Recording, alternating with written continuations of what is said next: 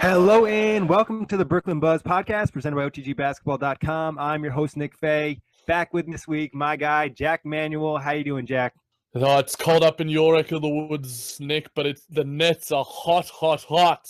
Yes, they are. Starting 2018 right way. 2-0 in 2018 with two solid wins, one over Orlando, which we talked about in the last pod, and then last night getting the close game closeout against the Timberwolves with no Karis LeVert. Very impressive. But before we get started, just a reminder, you can always listen to the Brooklyn Buzz on iTunes, Blog Talk Radio, and OTGBasketball.com. But Jack, what stuck out with you? What stuck out to you last night about the Nets? Not about the players, maybe overall, but just the team in general.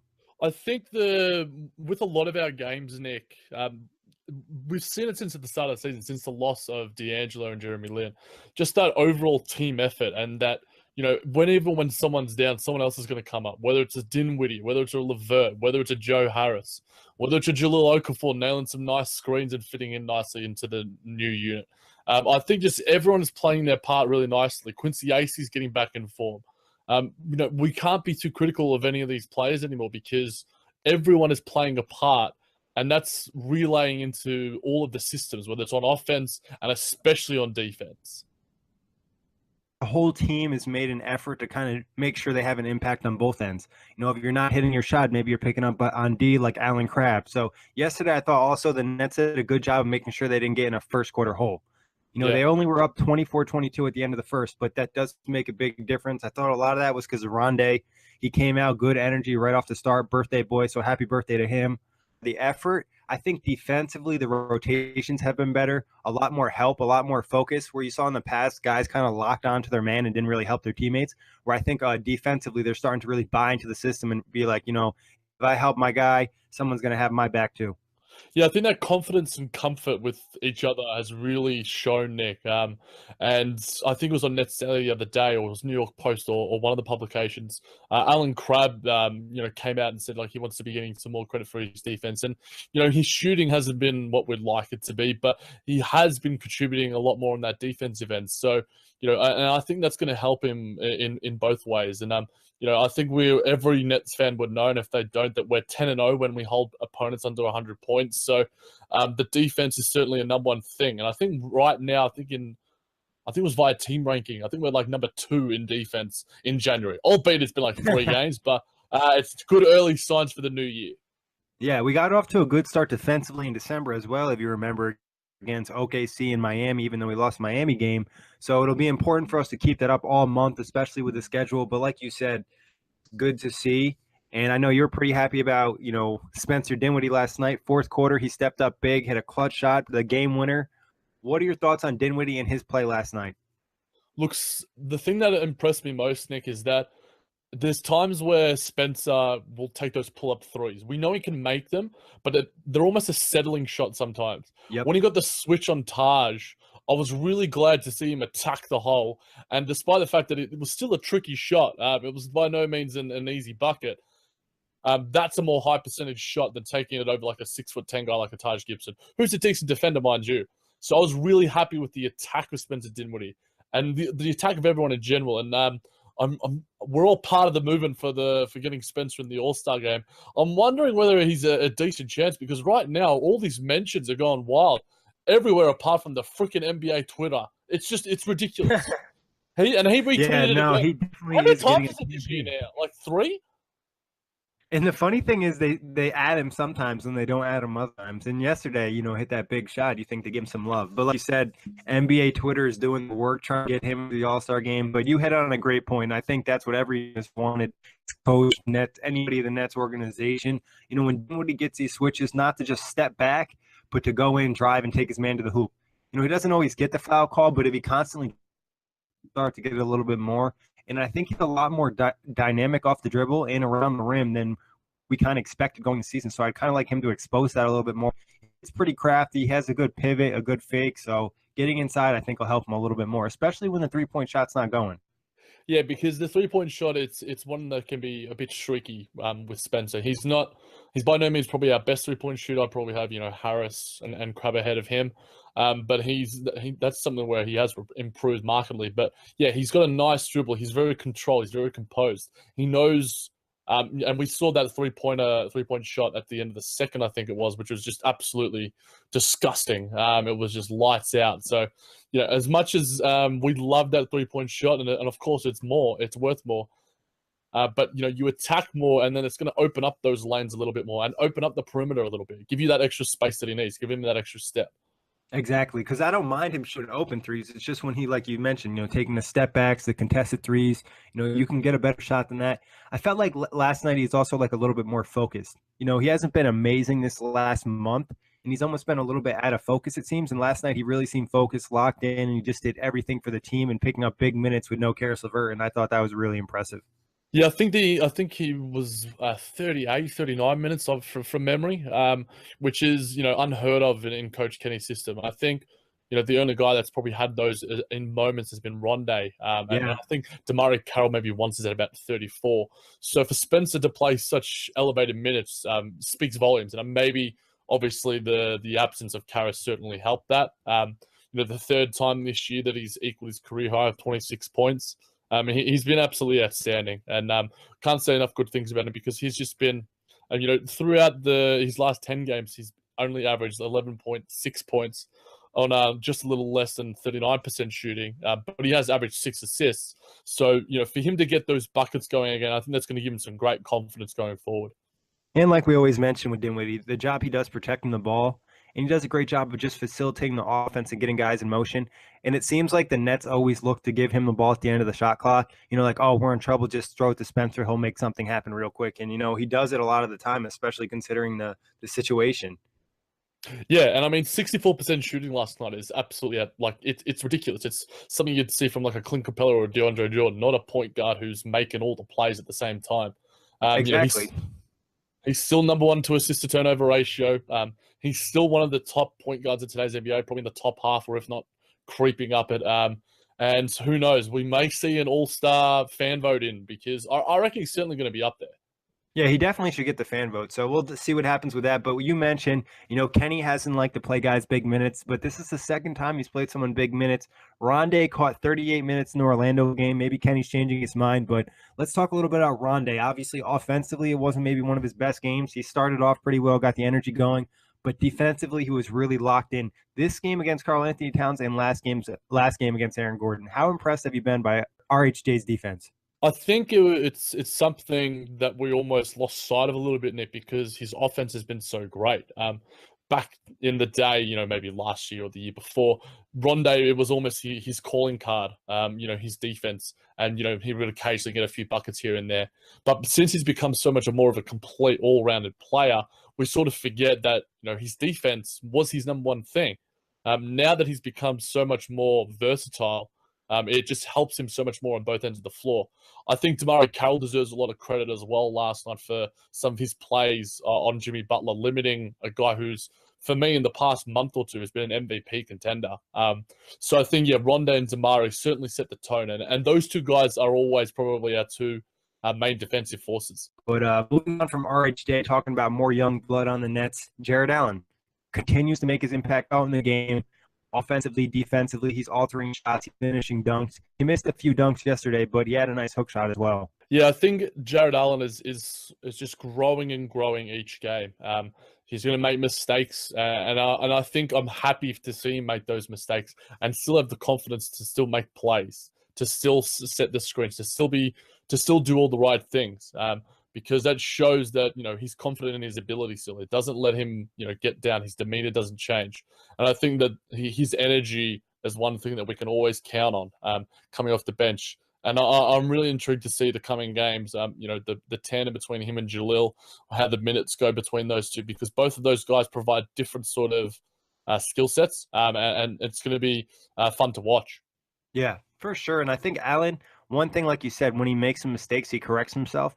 One thing that's impressed me of late is his poise. I posted a clip yesterday where he caught the ball in that in-between range where a lot of bigs struggle, where they tend to turn the ball over or force a awkward shot. Instead, he makes the right pass, leads to a Nets wide open three. So things like that. And then in the post as well, when he caught that pick and roll pass from Dinwiddie, he could have easily went up with a contested layup. He took it, spin, hit the hook shot. I think small things like that as he adds to his game are just going to make him so much better for the Nets. And he's a guy that's just going to continue to see minutes. I don't think you can take any minutes away from him without giving him maybe more. Yeah, and I mean it's going to be a process for him because obviously he's still a rookie and we don't want to burn him out too much. But he's certainly not going to be seeing Spencer Dinwiddie 38, 39 minutes, that's for sure. But it'll be nice to see him push that 30 mark somewhere sometime throughout the season. Yeah, I was more so referring to the fact that Okafor is coming back, and I don't think Yeah. Allen will be a guy that, loses any minutes. But let's talk a little bit about Okafor. Obviously, he makes his return. He played a little bit against the Toronto game, but doesn't really count. He was just fitting in. But now conditioned, understands the net system a little bit better. What were your thoughts on Okafor last night? All positive, Nick. All positive. As a lot of outlets have published a lot of pieces on him, I think number one thing that Coach Kenny was happy with was his defense and activity in the pick and roll. I think he provides us a nice outlet, a nice bit of difference in terms of our offense because he's so great in the low post. We saw that at Duke. We saw that in his first year in Philly. And his passing actually is a little bit underrated. I think he's starting to feel confident. He's starting to look good. And he looks fit and trim, and he looks confident. He looks comfortable. I think that's the number one thing for a guy like Jalil. We want him to be at his best every time, and I think slowly but surely, we see D'Angelo come back. I'm going to be heavily intrigued to see how they pair together. But it's nothing but positive things. The screen setting I think is one thing that I think he can provide because he's a bit of a bigger body compared to a guy like a Jarrett Allen. He's a bit more mature in that sense. So, it's our pick and roll is a huge part of our offense. So I think Jalil can certainly provide a lot on that in that regard.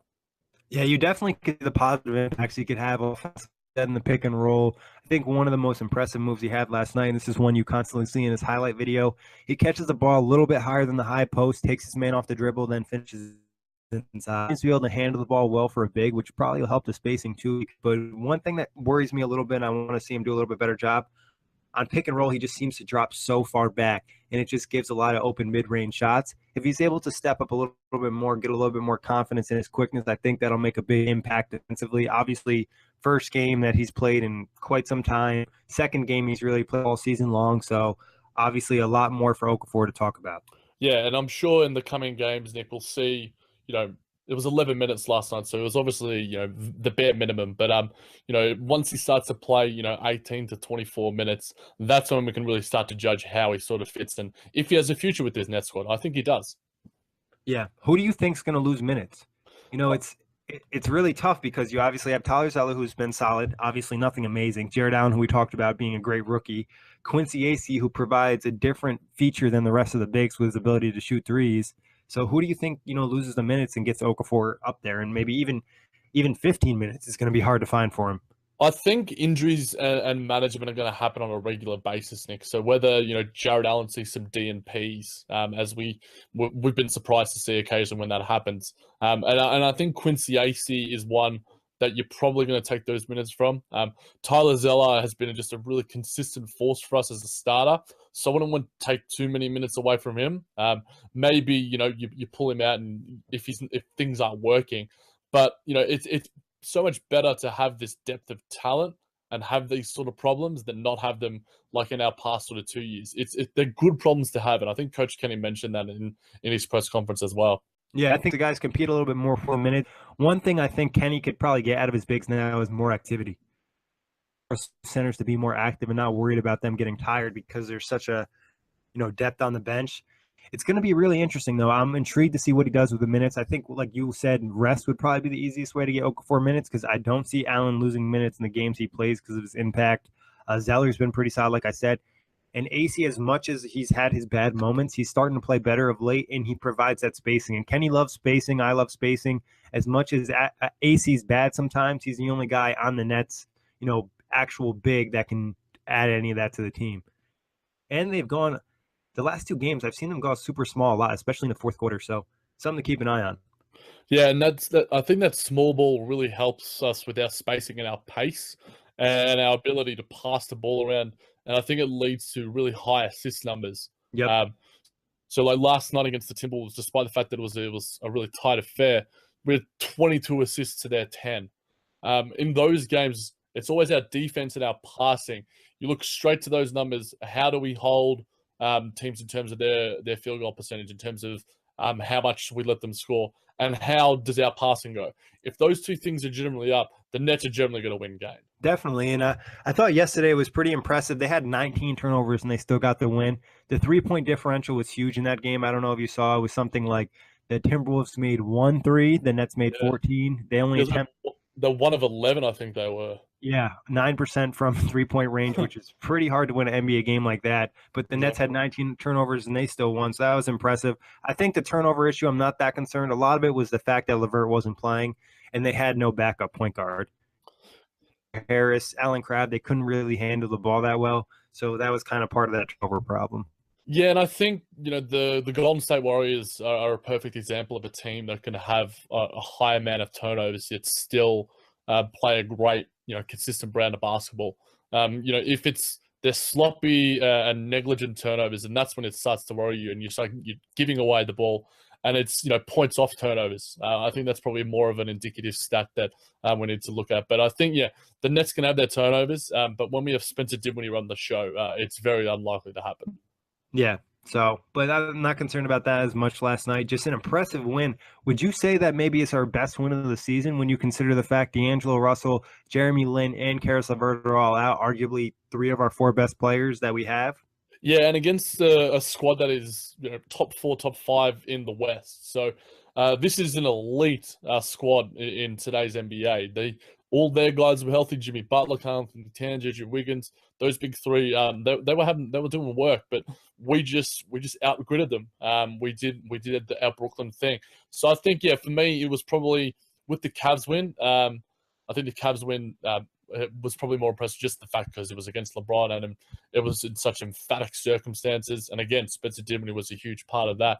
So I think I'd tie those two. Our West best win, but our East best win was probably against the Cavs. So I'd have them a close 1A, 1B.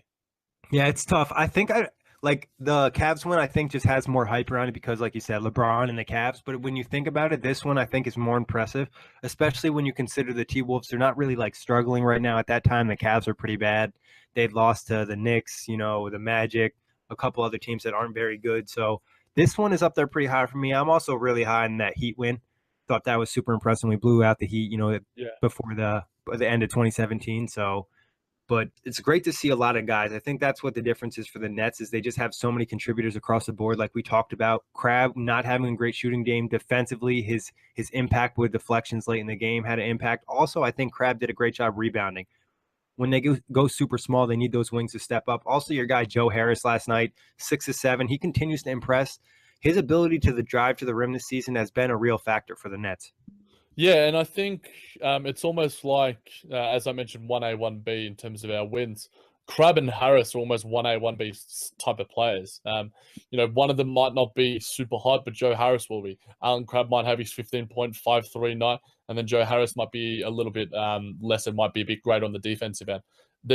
You can't have enough good wings who can shoot the 3 and do a little bit inside and do a little bit on the defensive end. They're the prototypical player that you need in today's NBA alongside ball handlers. I think that's one thing Allen Crabbe can improve on and probably learn from Joe Harris in a way. But I think Joe Harris has the luxury of probably playing with the second unit, so he probably sees a little bit of easier looks, a little bit of easier lanes and more space out there. Whereas teams are going really hard on Allen Crabbe. But it's still good to see the fact that he's providing energy on both ends of the floor.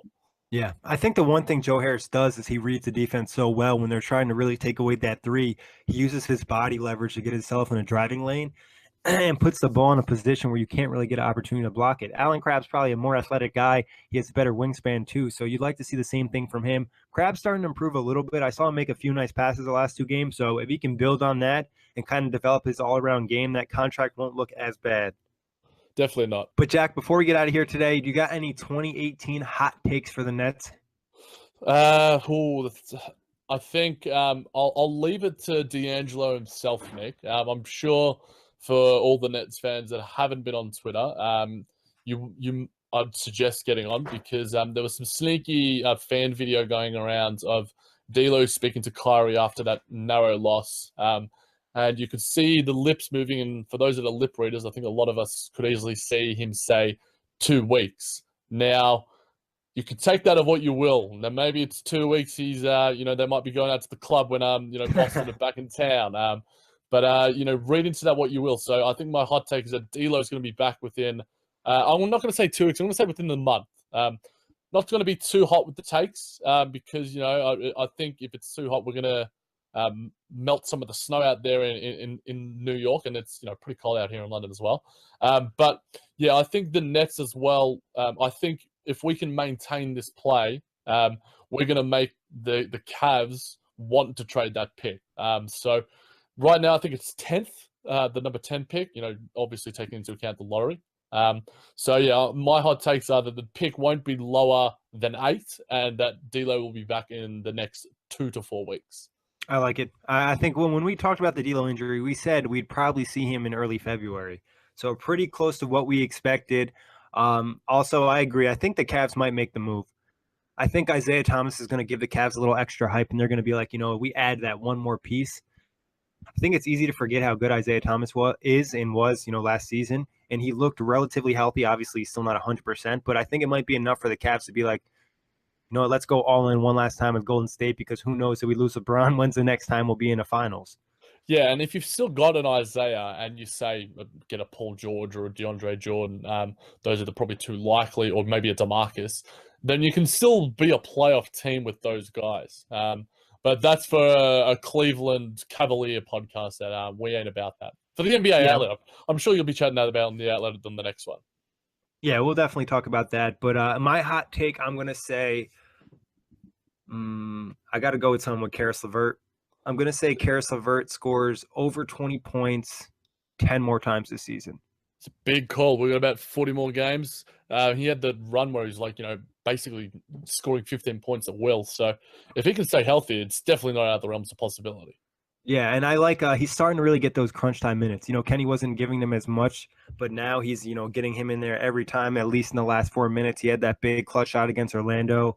That was awesome to be there when I saw that, and the crowd went crazy. So LeVert, I think, is starting to build up that hype. He's starting to get the respect around the league a little bit too, which is nice. And then I gave my win prediction probably for the Nets for the season last episode. I think 30 to 35 wins. Probably just miss out on the playoffs, but not by much, because I think that the way the East is going right now, the 8th seed's probably going to be right around 500, if not under. Well, we've already won more games in January than we did last year when we went 1-15, and we've already won 2 games, Nick. So things are on the upward trend for us, that's for sure. And I'm sure we didn't win our 15th game until March last year. So being already, in this position, I wouldn't be surprised. I mean, a lot depends on D'Angelo Russell's health. If he comes back and they're able to I think one thing that's really intriguing when Russell comes back is the amount of depth that the Nets are going to have at the wing and guard position.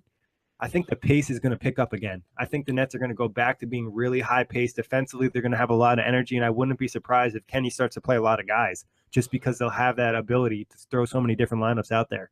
Definitely. And one thing I want to see is Caris to continue to have some starts, but I like him with the second unit because it allows him to feast. It allows him to eat a bit because he's starting to get a little bit of respect. But I think him and Allen working in tandem, there's going to be experimentation with lineup changes and there's going to be injuries throughout. But I want to see LeVert and Allen as much as possible, whether it's starting or in the backup. But I think as Dinwiddie helps, is almost like a nice antithesis to what D'Angelo is. D'Angelo likes to eat a little bit, likes to be that offensive guy, likes to push the pace, whereas Spencer Dinwiddie's a bit more controlled. And I'm sure we'll see plenty as well 3-guard lines because, going into when we picked him up in the draft, Caris LeVert was thought as more of a 3. So a 3 that can handle the ball and a guy who can play as well as he can at the point. There's the possibilities are endless. Yeah, I mean, one super small lineup that intrigues me right off the top of the dome is, Spencer Dinwiddie, D'Angelo Russell, Caris LeVert, DeMarre Carroll, Rondae Hollis-Jefferson, super small lineup. Yeah. Or even if you swap in Jarrett Allen right there. I think the ability the Nets will have to just mix and match with 3-point shooters and playmakers, because now they have 3, you could argue, Crabbe and Joe Harris are probably close to elite shooters. Stauskas has a little bit more to prove, but he has the ability to get really hot or cold. And then they have 3 playmakers in D'Angelo Russell, Caris LeVert, and Spencer Dinwiddie, who all can do a little bit of similar things, but all at the same time have a little bit different, features.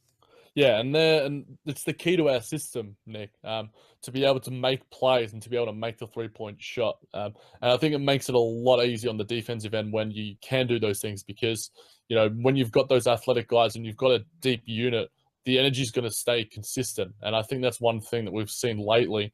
When we're playing, those sort of 8 to 11 guys, the energy stays consistent and allows guys to go hard for 28 to 26 to 28 minutes. And maybe one or two guys get those elevated 30 minutes, but that's if they've got the hot hand, which I'm liking that Kenny's starting to sort of feed a little bit. The guy that's got the hot hand, leave him out there that little bit. And I think Coach Kenny's, I've really admired his, his maturity and his just ability to sort of think on the fly. I remember, I think I posted it out during the Boston game and we mentioned earlier in the pod this fact that Spencer Dinwiddie was putting up too many 3-point shots. There's pull-up threes. He took him out for like literally a play. Had a word to him, put him back in. That was one of my favorite things. And it doesn't destroy the confidence of a Spencer Dinwiddie. It almost sort of just goes, hey, there's a bit of a kick up the bum. You're not the be-all and end-all. You're not LeBron James. You can't just do that shit. You're Spencer Dinwiddie. You're still a very important player, but it shows the coach-player relationship that he has with so many of our guys. It's so positive.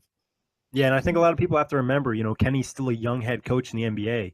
This is only his second season. He still needs to grow just like the players do. You've seen some nice growth, and like you said, I like the fact that he's sticking with guys if he has to. If they have a hot hand or matchup-wise. Rondae is really the only guy in the Nets that can match up with Aaron Gordon, so he had to play him, and he understood that and kept playing him. So I appreciate that. Obviously, looking for a bright future in 2018 for the Nets. We want to see a lot of player development, a lot of growth from our guys, and then who knows what will happen in the offseason. But, Jack, thank you for hopping on. Happy New Year, my friend, and Happy New Year to all the Nets fans. Thank you for listening.